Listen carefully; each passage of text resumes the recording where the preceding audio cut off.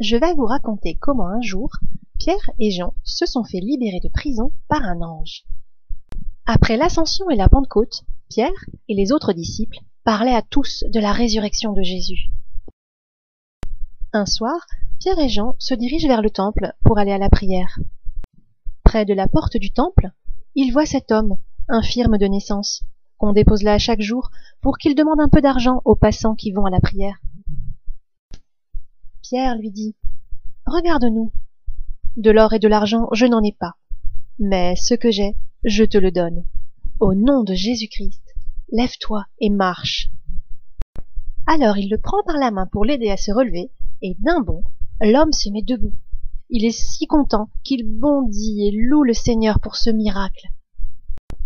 Les gens qui le regardent passer se demandent entre eux « Mais cet homme-là, est-ce que ce ne serait pas l'infirme qui se met d'habitude à la porte? Oui, regarde, c'est bien lui. Incroyable! Que lui est-il donc arrivé ?» L'homme, lui, avait suivi Pierre et Jean dans le temple. Le voici près des colonnes de Salomon, entouré d'une foule qui vient le regarder. Ils n'en reviennent pas que cet infirme soit vraiment guéri. Alors Pierre se met à leur parler. « Peuple d'Israël, pourquoi vous étonnez? Pourquoi fixer les yeux sur nous? C'est grâce à Jésus que cet homme a été guéri.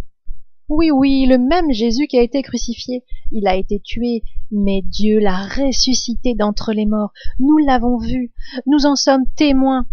Et cet homme que vous connaissez tous, il peut marcher aujourd'hui devant vous grâce à la foi en Jésus. Car c'est pour vous d'abord que Dieu a ressuscité Jésus.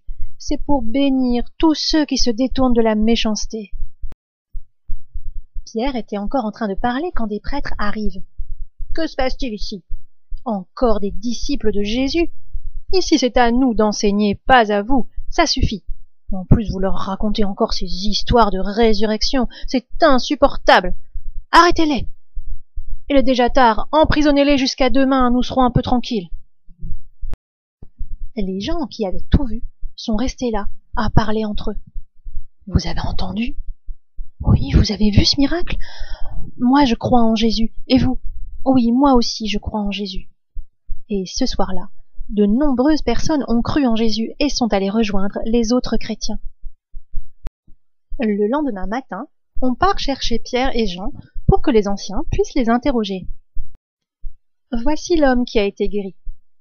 Par quelle puissance? Par le nom de qui avez-vous fait cette guérison? » Alors Pierre, rempli de l'Esprit Saint, leur répond. « Vous nous interrogez parce que nous avons fait du bien à cet infirme? Vous voulez savoir comment cet homme a été guéri? Sachez-le donc, vous tous, ainsi que tout le peuple d'Israël. C'est par le nom de Jésus de Nazareth, celui que vous avez crucifié, mais que Dieu a ressuscité d'entre les morts. C'est par lui que cet homme se trouve là devant vous, bien portant. Il n'y a sous le ciel aucun autre nom qui puisse nous sauver. » Alors les grands prêtres se mettent à l'écart et se disent entre eux.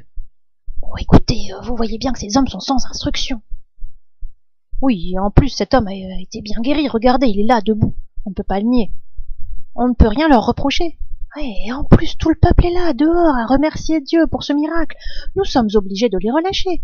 Bon, eh bien, relâchons-les, en leur donnant l'ordre de ne plus parler de Jésus. Bon, d'accord. Voici notre décision.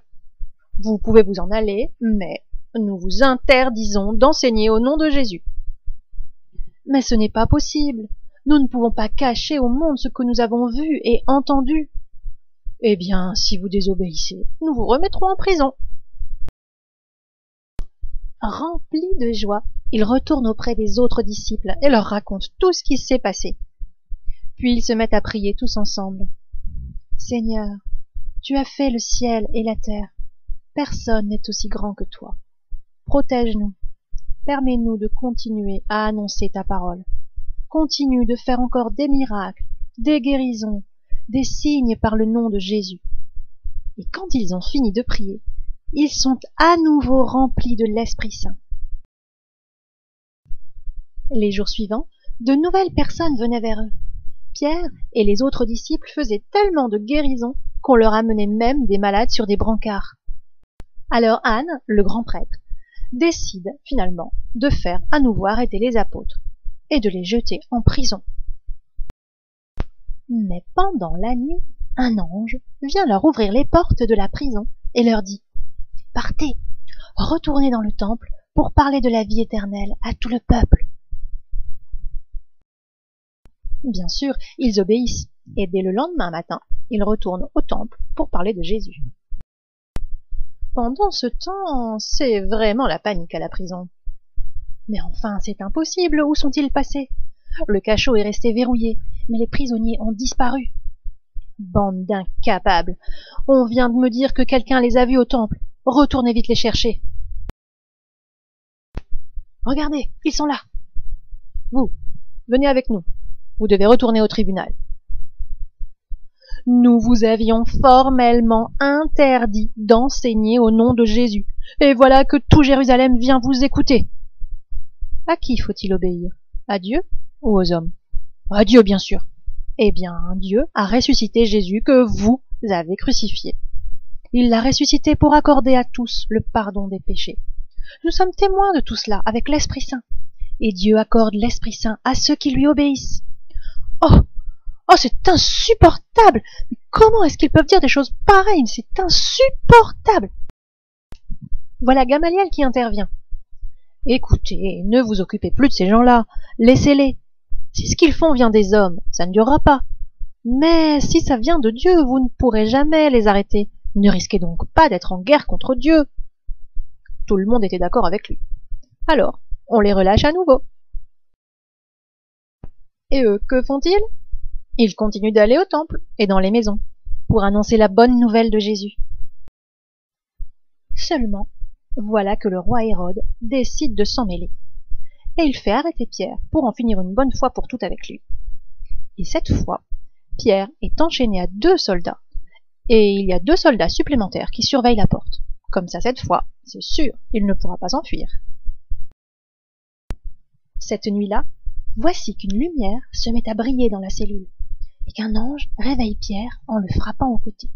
« Pierre, Pierre, réveille-toi! Lève-toi vite et suis-moi !» Pierre pense qu'il est dans un rêve. Ses chaînes sont tombées toutes seules de ses mains, et les portes s'ouvrent toutes seules devant lui. Mais une fois dehors, l'ange le quitte, et c'est là qu'il réalise qu'il n'a pas rêvé. C'était bien réel.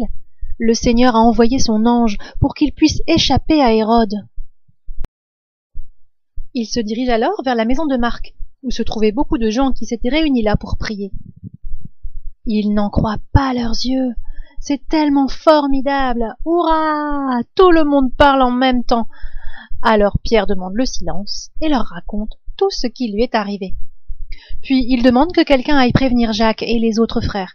Et ensuite, il part dans une autre ville. Du côté des soldats, il y a une grande agitation, car Pierre n'est plus là. Comment est-ce possible? Qu'est-il devenu? Qu'avez-vous fait du prisonnier? Je vous assure que nous n'y sommes pour rien. Tout est intact, et les portes sont toujours fermées, et les chaînes sont restées à leur place. Nous ne savons pas où il peut être. Pierre? Il est déjà loin maintenant.